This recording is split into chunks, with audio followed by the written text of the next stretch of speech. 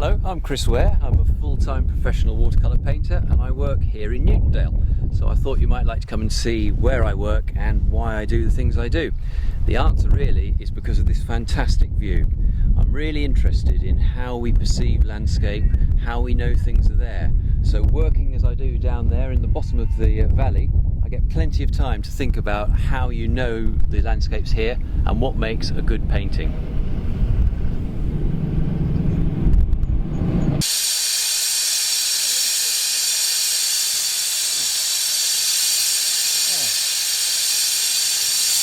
And this is the other part of what I do. I paint railways. Well, actually I like to paint railways and the people who work on them. It's that interaction between man and machine which is the interesting space to work in.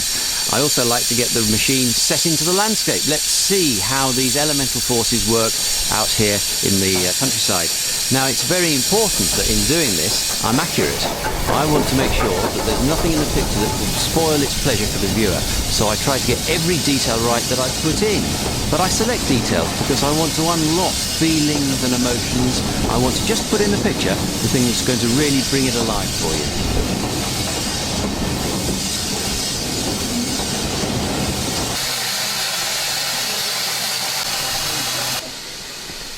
Well, as I was saying up at the top, it's fantastic to have the landscape around me, but for my railway work I actually get the models delivered to my door, because here is the train, and when I'm painting a particular locomotive I'll often come out, take a few notes, take a few photographs, do a bit of sketching, make sure I get the detail that I need in that picture just right. So today we've got Eric Tracy. I'll no doubt be painting him before long, and there he is posing at the end of my path by the studio door.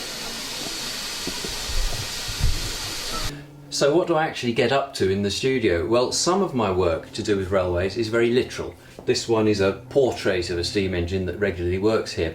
And because of my expert viewers, I have counted the rivets on there. I haven't painted all the rivets, but those I've painted are counted because the detail matters. But I'm not always doing the portrait work. The things I'm really interested in are the more atmospheric ones.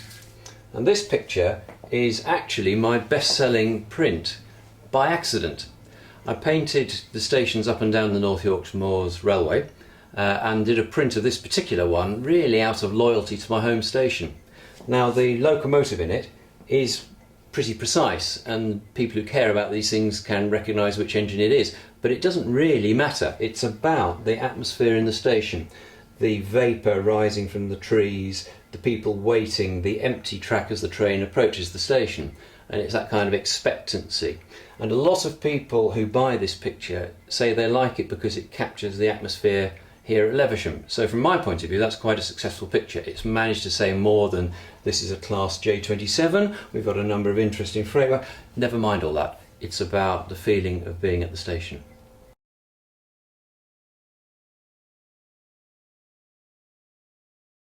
Now it's very good that you're here today because I've just completed a year's work which really was started by Helmsley Art Centre. I had an exhibition last autumn at the Art Centre and was looking at things I could do to make it specific to the town. And I thought of Turner and discovered that he had drawn Helmsley in some sketchbooks.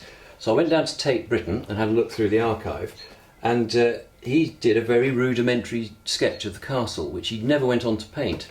But on the page alongside it was a map of the sky, and I'm assuming that he drew the sky and the castle on the same day.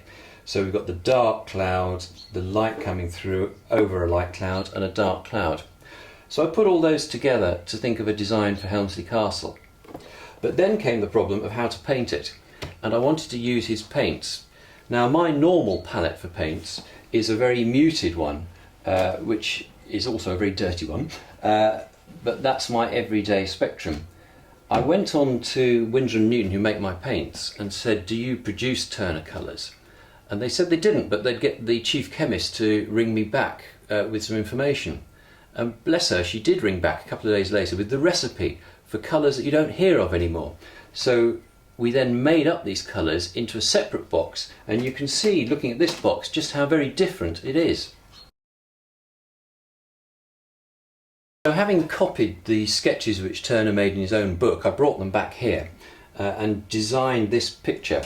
So we've got the tower here from his sketch, I removed the trees that were in his drawing because they were cluttering up the picture, and you don't see many Turner pictures with a lot of trees in, certainly not tree trunks, so it was as well to do without it. Then I took a step back from Turner's position so that we could see the other tower with the third tower in the background, and started the process of lots and lots of delicate washes. Now, railway pictures are a steady mechanical process through making the picture. This is Russian roulette. You put a wash on, if you go one step too far it's ruined and you start again. And there are many swear words and bits of paper to show that it took a long time to get this to start working properly.